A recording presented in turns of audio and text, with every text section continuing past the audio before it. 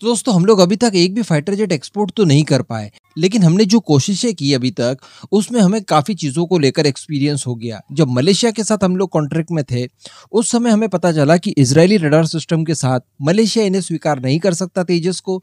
इस वजह से भारत को अपना स्वदेशी रडार सिस्टम इंटीग्रेट करके फिर दिया जाएगा मलेशिया को। तो यहाँ पर एक चीज समझ में आ गई कि खुद का रडार सिस्टम होना चाहिए। दूसरा, अर्जेंटीना का एग्जांपल ले लीजिए। अर्जेंटीना की बीट में भी भारत की तरफ से पार्टिसिपेशन किया गया है। भारत का तेजस वहां पर भी कॉम्पिटिटर है। लेकिन हम सभी जानते हैं कि तेजस के अंदर जो इजेक्शन सीट इस्तेमाल की जाती है वो मार्टिन बेकर यानी यूके की कंपनी द्वारा बनाई जाती है।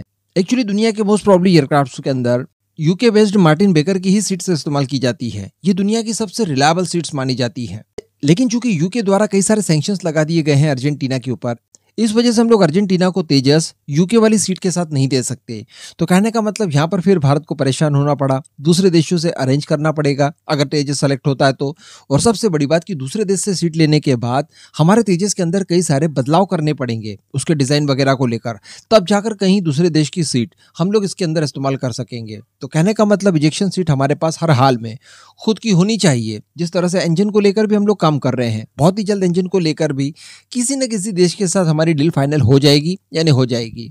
अब उसमें ज्यादा देर नहीं बची है। तो कहने का मतलब जिस दिन हमारे पास इंजन वगैरह भी आ जाता है खुद का, तो अल्टीमेटली एक ही बड़ा और मेजर कंपोनेंट होगा इजेक्शन सीट, जिसे कि अभी हम लोग स्वदेशी तौर पर डेवलप नहीं करते। लेकिन ये ज्यादा समय तक नहीं चलने देना चाहिए। आपको याद होगा शायद आज से 6-7 महीने पहले एक वीडियो बनाई थी मैंने।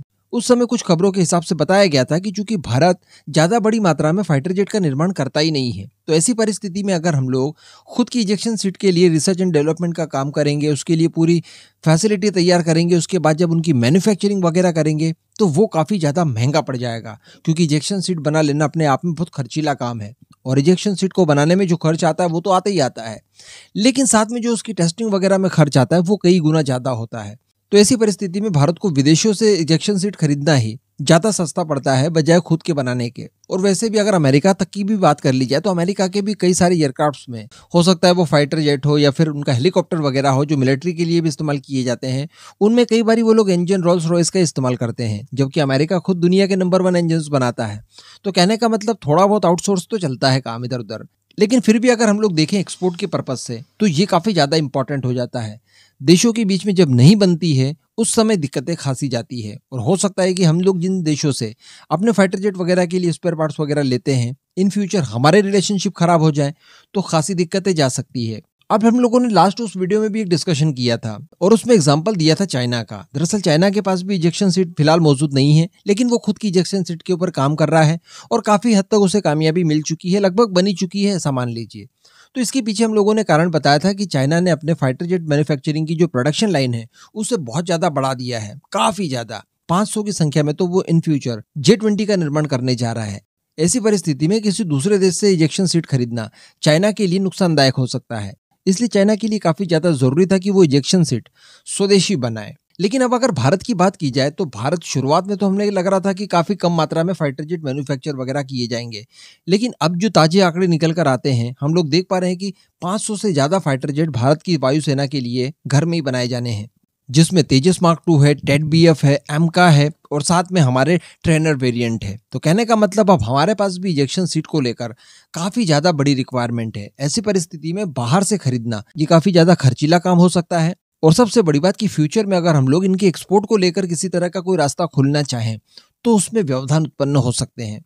रिपोर्ट में भी दरअसल बताया गया है कि आने वाले 20 वर्षों में भारत लगभग 470 विमान बनाने जा रहा है, लड़ाकू विमान। और अगर बात की जाए लिफ्ट ट्रेनर वेरिएंट की तो ये नंबर जाता है 70 से 80। तो कहने का मतलब 500 से आंकड़ा ऊपर जा रहा है। अब काफी अच्छा समय आ चुका है कि भारत भी अपनी खुद की इजेक्शन सीट के ऊपर काम करे, और ऐसा ही कुछ अब होने के लिए जा रहा है। दरअसल बताया जा रहा है HAL के अधिकारियों के द्वारा कि उनकी बातचीत चल रही है। कुल 2 कंपनियों से बात चल रही है इजेक्शन सीट के निर्माण को लेकर, जिसमें एक तो स्वदेशी कंपनी है ऑब्वियसली प्राइवेट सेक्टर की, और दूसरी कोई अंतर्राष्ट्रीय कंपनी है यानी विदेशी कंपनी है। तो बताया जा रहा है कि यहाँ पर 3 तरफा स्ट्रैटेजिक पार्टनरशिप हो सकती है, यानी भारत की प्राइवेट कंपनी HAL और वो जो विदेशी फर्म जो कि हमें टेक्नोलॉजी डेफिनेटली सौंपेगी। तो इस तरह से इजेक्शन सीट का निर्माण भारत के अंदर किया जा सकता है, और इसके लिए स्पेशली मापदंड भी तय कर दिए गए हैं। दरअसल बताया जा रहा है कि जो भारतीय इजेक्शन सीट्स होंगी इन्हें डिजाइन किया जाएगा महिला और पुरुष दोनों तरह के पायलट्स को लेकर, जिसकी ऊंचाई की अगर बात की जाए तो 5 से 6 फीट तक की होगी और इसी के आधार पर इनका जो वजन होगा वो 48 से लेकर 108 किलोग्राम तक होगा, जो कि किसी भी परिस्थिति में हमारे किसी भी पायलट के लिए पूरी तरह से सूटेबल हो।